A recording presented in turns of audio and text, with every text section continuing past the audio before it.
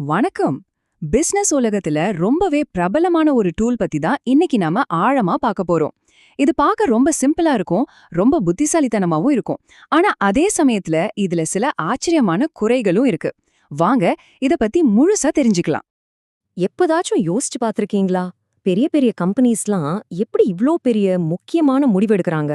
ஒரு புது ப்ராடக்ட் கொண்டு வரதா இருக்கட்டும், இல்ல ஒரு புது மார்க்கெட்ல நுழையிறதா இருக்கட்டும். இந்த மாதிரி முடிவுகளுக்கு பின்னாடி இருக்கிற அந்த மேஜிக் என்னவா இருக்கும்?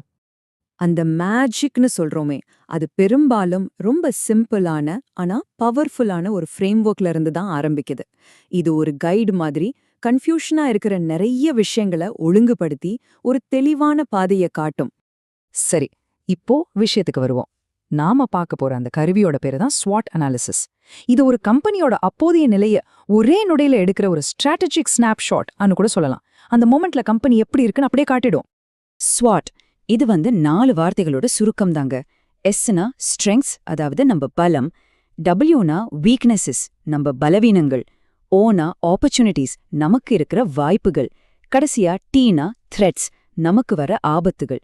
சிம்பிளா சொல்லணும்னா ஒரு ப்ராஜெக்ட்ல எது நமக்கு நல்லது எது கெட்டதுன்னு கண்டுபிடிக்க இது ஒரு செம்ம ஸ்டார்டிங் பாயிண்ட்.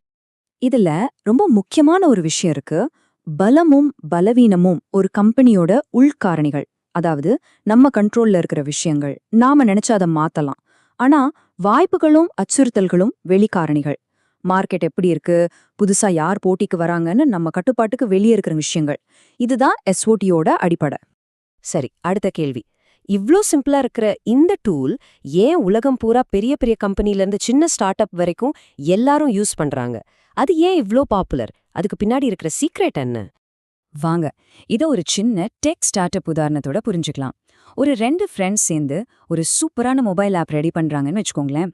அவங்க இந்த SWOT அனாலிசிஸை எப்படி பயன்படுத்துவாங்கன்னு நம்ம இப்ப பார்க்கலாம். அப்பதான் இது இன்னும் பிராக்டிக்கலா புரியும். முதல்ல பலங்கள், அதாவது ஸ்ட்ரென்த்ஸ். இந்த ஸ்டார்ட் அப்போட பெரிய பலமே அவங்க டெக் டீம் தான். வேற யாராலையும் யோசிக்க முடியாத ஃபீச்சர்ஸை இவங்களால கொண்டு வர முடியும். அவங்க ஆப்ல இருக்கிற சில விஷயங்கள் ரொம்பவே புதுசு. இதெல்லாம் அவங்க கண்ட்ரோல்ல இருக்கிற அவங்களோட பிளஸ் பாயிண்ட்ஸ். இப்போ காயினோட இன்னொரு பக்கம், அதாவது பலவீனங்கள், வீக்னஸஸ். அவங்க டெக்னாலஜில ஸ்ட்ராங்கா இருந்தாலும் அதை மக்கள் கிட்ட கொண்டு போய் சேர்க்கறதுக்கு, அதாவது மார்க்கெட்டிங்குக்கு அவங்க கிட்ட போதுமான பணம் இல்ல. புது புது ஃபீச்சர்ஸ் சேர்க்கறதால செலவும் கூடிட்டே போகுது. இதெல்லாம் அவங்க சரி செய்ய வேண்டிய இன்டர்னல் பிரச்சனைகள்.